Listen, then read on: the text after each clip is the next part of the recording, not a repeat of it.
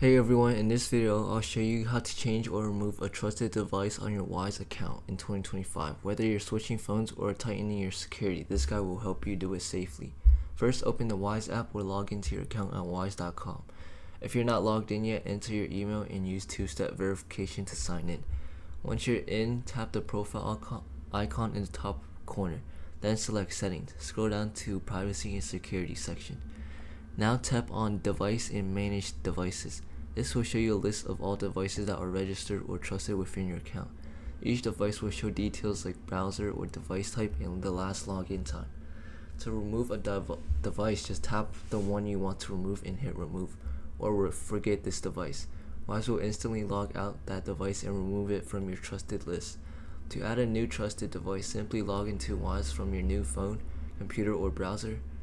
After you verify the login with your email or two-step verification code, Wise will ask if you want to trust this device. Just tap yes and you're good to go.